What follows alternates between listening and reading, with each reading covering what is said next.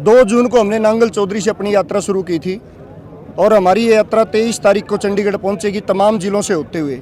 आज ये हमारा 9वां दिन है और आज दादरी से हम भिवानी ज़िले में हमने प्रवेश किया। कितलाना टोल के ऊपर आपने देखा होगा तमाम ग्राम पंचायतें, खाप पंचायतें, सामाजिक संगठन, तमाम कर्मचारी संगठन, हमारी माताएं, बहनें, बुजुर्ग सभी हमें आम जनता भी इस आंदोलन में आज पेंशन वाली संघर्ष समिति का एक पुरानी पेंशन नीति को बहाल करवाने के लिए साथ दे रहे हैं। कर्मचारी और अधिकारी गरीब किसान और मजदूर के बच्चे हैं, इसलिए इन्होंने हमारे दर्द को समझा कि हमारे बुढ़ापे की लाठी पुरानी पेंशन जो सरकार ने छीन ली और नई शोषणकारी नीति NPS जो लागू की हमारा आर्थिक और सामाजिक दोनों तरह का शोषण करती है।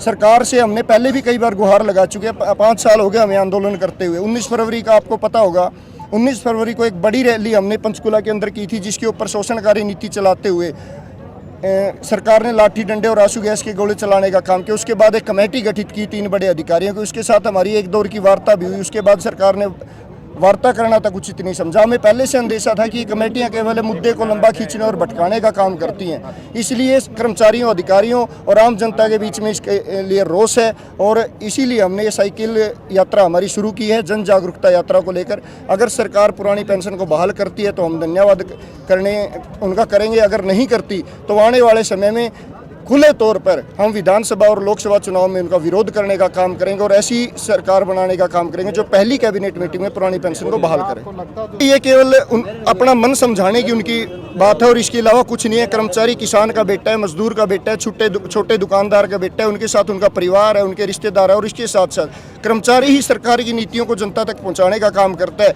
हम सरकार की जितनी गलत नीतियाँ हैं, जितनी शोषणकारी नीतियाँ, वो जनता के बीच में लेकर जाएंगे। जनता हमारे साथ, आप देख ही रहे होंगे चारों। केवल और केवल झूठ फैलाने की ना तो इनके पास कोई आंकड़ा है। 2 दौर की जब हमारी एक बार मुख्यमंत्री जी से बात हुई, एक बार अधिकारियों से, एक भी आंकड़ा उनके पास नहीं है। हमने 1982 से लेकर आज तक के सारे आंकड़े सरकार के सामने पेश किए। पहले भी बजट का 4 से 5% कर्मचारियों की पेंशन पर खर्च था, आज भी इतना ही और आने वाले समय में भी इतना रहने वाला, इससे ज़्यादा कुछ नहीं। और दूसरी बात, मुख्यमंत्री जी ने तो ये कह दिया कि 2030 तक ही हो जाएगा।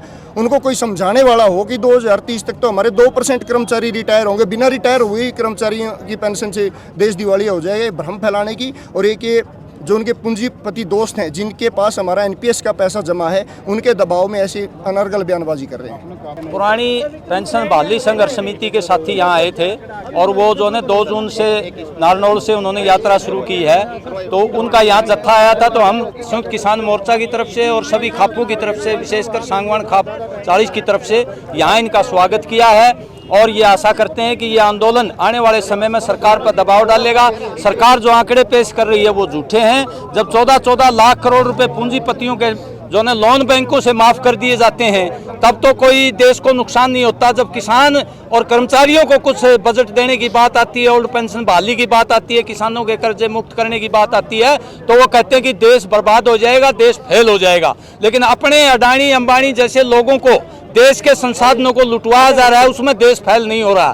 तो इसलिए ये भ्रमित आंकड़े हैं और ये आंदोलन आने वाले टाइम में और ऊंचाई पर जाएगा और ये जो है पेंशन बहाली का काम करेगा, सरकारों पर दबाव डालेगा, एक राजनीतिक वातावरण पैदा करेगा।